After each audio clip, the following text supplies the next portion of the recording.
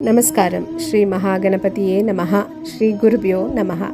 Welcome to today's humble samarpanam on Mayilpeeli. In today's samarpanam, we shall chant, learn and understand the slokas of Narayaneeyam Dasakam 95. Let us first chant the sloka and then understand the meaning. Dasakam 95 is about the method of Dhyana or meditation. The merits of the technique of meditation is discussed in this Dasakam. Dasakam 95, Sloka 1.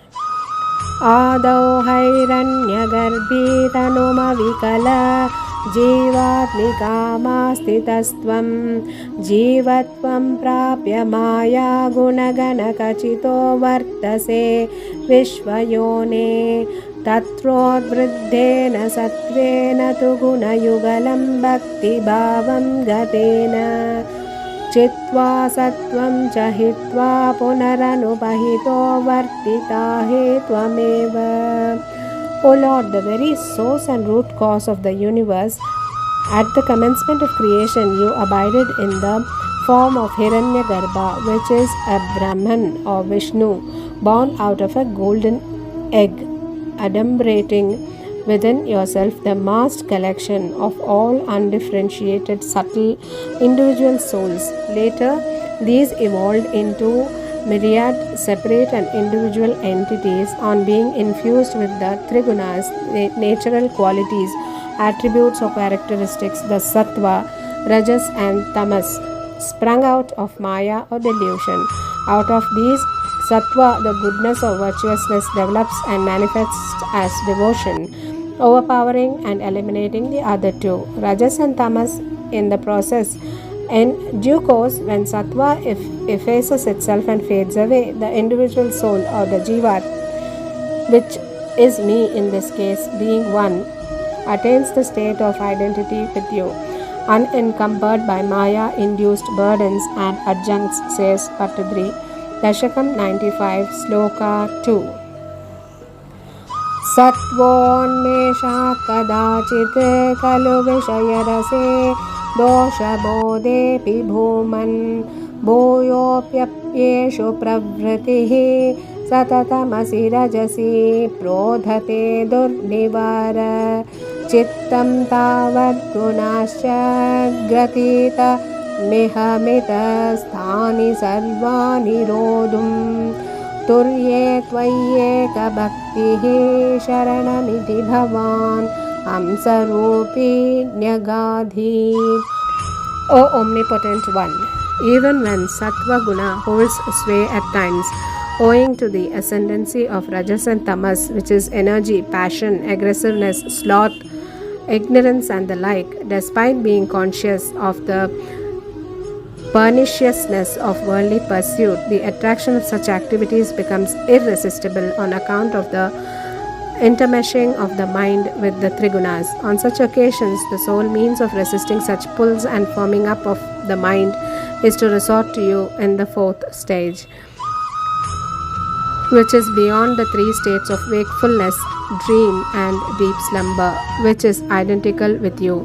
This indeed was the advice vouchsafed by you to sages Sanaka and his brothers, assuming the form of a swan, which signifies whiteness, purity and wisdom. Dasakam 95, Sloka 3. Santi shreyamsi bhuyamsyapi ruchibhiyadaya karminam nirmitani Shruddhanandasya santaha bahuvidagataya Krishna tebhyo bhaveyo Tvachachaya kyatasakye nanu mahitatamam shreyasam bhakti mekam Tvadbhaktyanandatulyah kalu vishayajusham sammadhakyena vasyad. O Lord, for action-oriented, ritual-minded individuals, several means of fulfillment have been enjoined, suited to their different tastes and preferences, most of which, however, yield only trivial joys and ephemeral results. As you firmly declared to your friend Uddhava, devotion to you is the most efficacious means, which is superior to all others for attaining lasting happiness. Indeed, for the worldly, can there be any bliss equal to that flowing from devotion to you, asks Bhattadri. Dasakam 95, Sloka 4.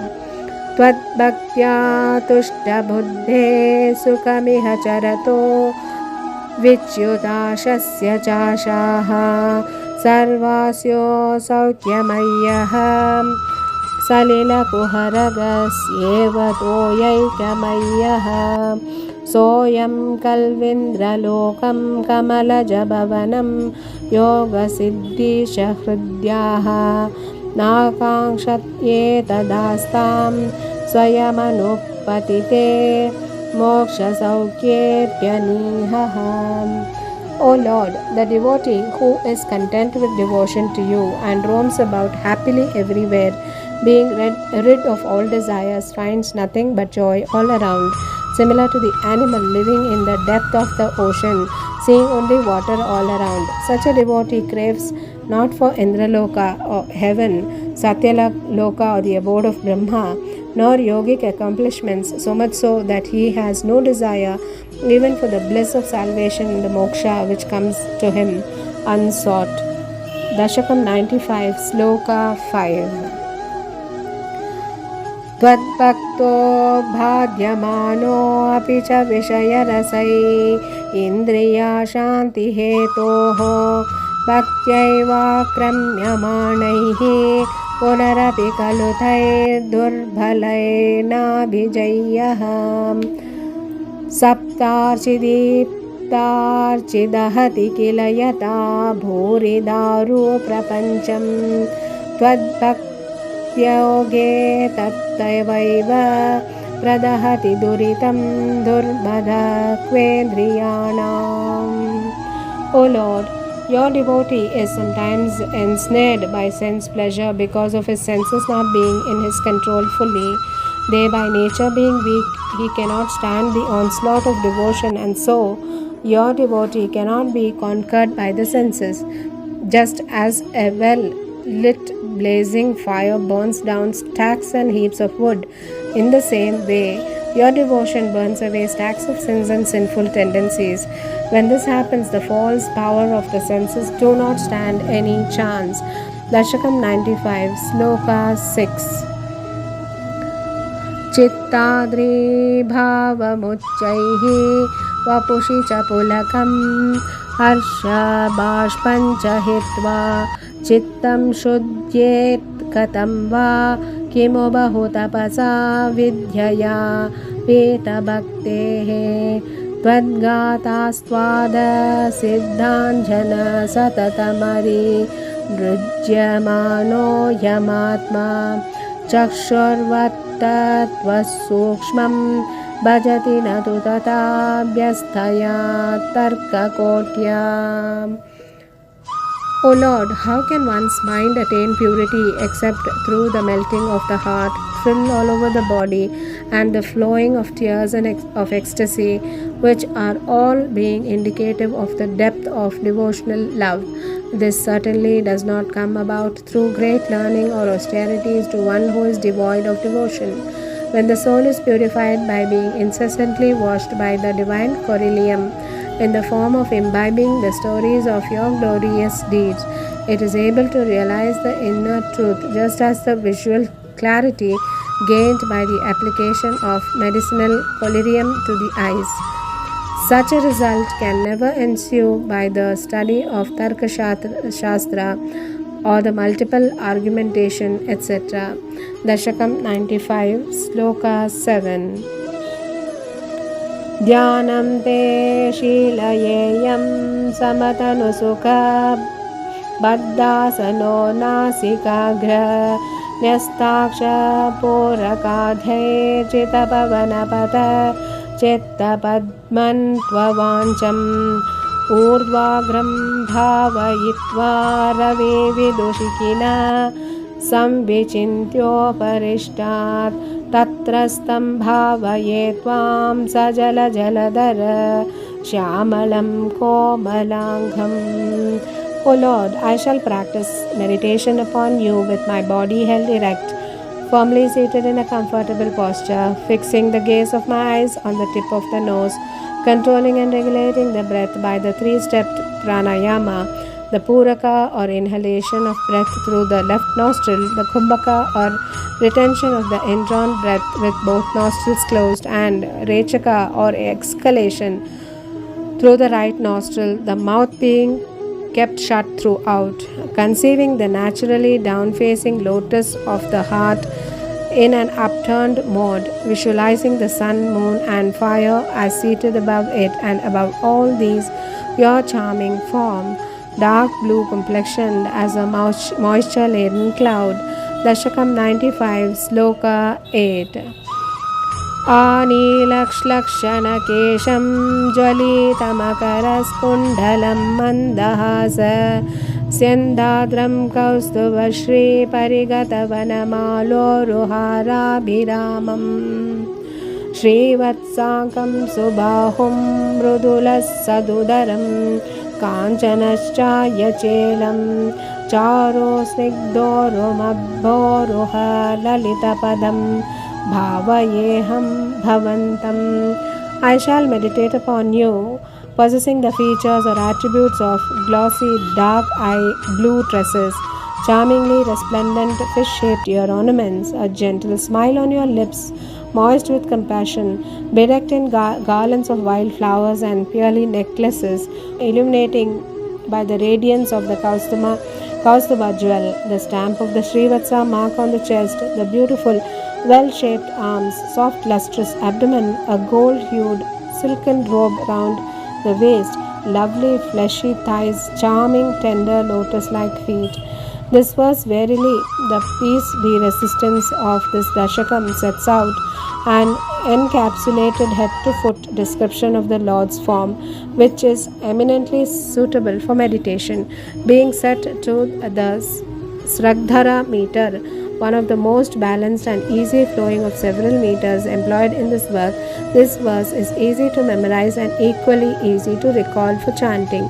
Repeated chanting of this verse, preferably in the silence of the heart, facilitates concentration of the mind on the Lord's complete form by visualizing the 10 features or attributes sequentially in the mind's eye, and effectively stills the mind and bars the entry of all mundane thoughts and images into it.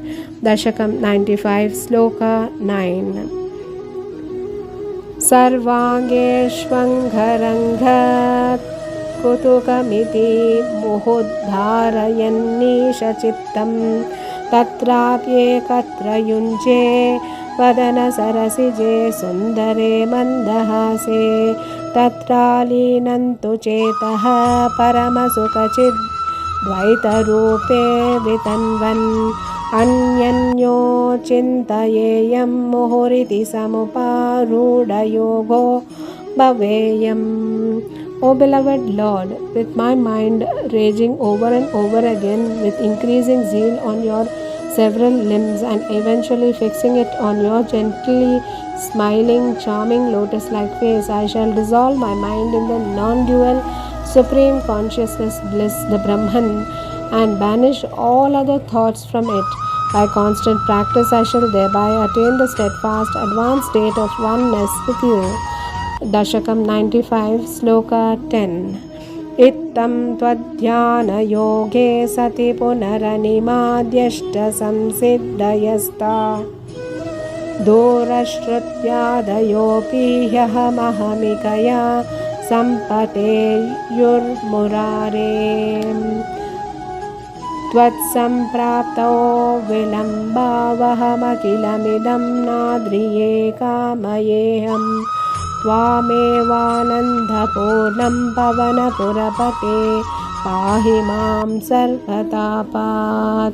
O Destroyer of Mura, on my attaining in this manner the state of concentrated devotion to you, the 8 siddhis or the superhuman powers of faculties shall vie with one another in approaching me. Even from far off they shall, however, merely delay my union with you, and hence I shall ignore them. I long only for you with plenitude of bliss. Patagri praise, O Lord of Guruvayur. May you save me from all my afflictions. Hare Krishna. गोविन्दनाम सङ्कीर्तनं Govind Govind Narayan किल गुरो भगवन् नमस्ते श्रीहरये नमः श्रीमहापेरियवा शरणम्